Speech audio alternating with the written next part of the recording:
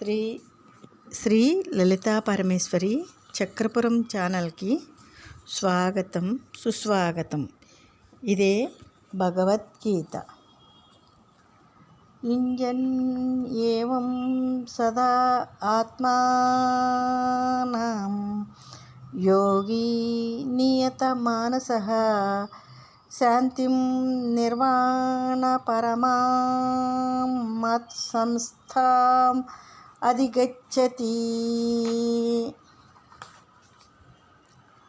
అర్జున, సాధన కర్మలో ముందుకు సాగుతూ గుణకర్మలను విడిచినందువలన పొందే ఆత్మతత్వజ్ఞానాన్ని ధారణ చేయగల ధ్యాన సాధనని గుర్తించాలి. ఈ విధంగా ఎల్లప్పుడూ వివేకయుతమైన బుద్ధితో చంచలమైన మనస్సును ధ్యానమునందు సమాధానపరుస్తూ క్రమంగా ఉనికి అయిన మోక్షరూప శాంతిని మోక్ష సుఖాన్ని పొందుతాడు సాధకుడు అర్జున అని భగవానుడు అంటూ ఉన్నాడు. ఇంకేమంటున్నాడంటే,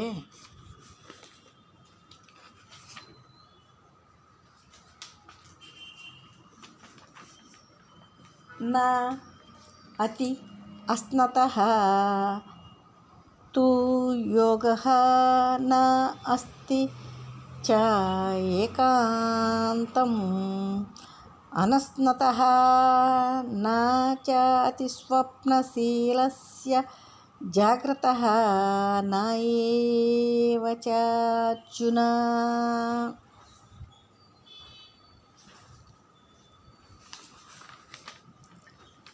అర్జున,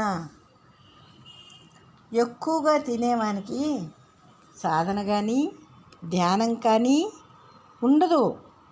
అత్యంతము తిననివానికి కూడా ధ్యానం మీద ధ్యాస ఉండదు. అతిగా నిద్రపోయేవానికి కూడా ధ్యానం మీద ధ్యాస కుదరదు అర్జున. ఎప్పుడు మేలుకునేవానికి కూడా ధ్యానం మీద ధ్యాస కుదరదు అని భగవానుడు అంటూ ఉన్నాడు. ఇంకేమంటున్నాడంటే, యుక్తాహార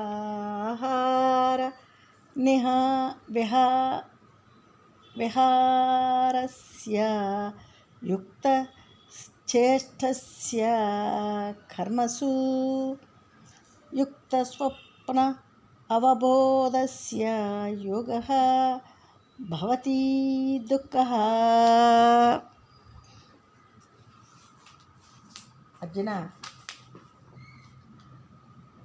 ఆహార నియమములు కలవానికి దైహిక కర్మలయందు నియమిత శ్రమతోనూ దేహేంద్రియాదులు సూక్ష్మరూప కర్మలయందు కామరహితమైన సాధనతో కర్మ చేసేవానికి, సాధన కర్మను ఆచరించేవానికి, నియమిత నిద్ర జాగరములు గలవానికి దుఃఖ నాశక రూప సంసార నాశక రూప సాధన ధ్యానం కుదురుతుంది అర్జున అని భగవానుడు ఇంకా ఏమంటున్నాడంటే,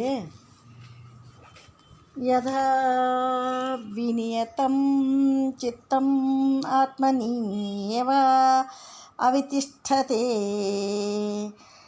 నిఃస్పృహః సర్వకామేభ్యః యుక్తః ఇతి ఉచ్యతే.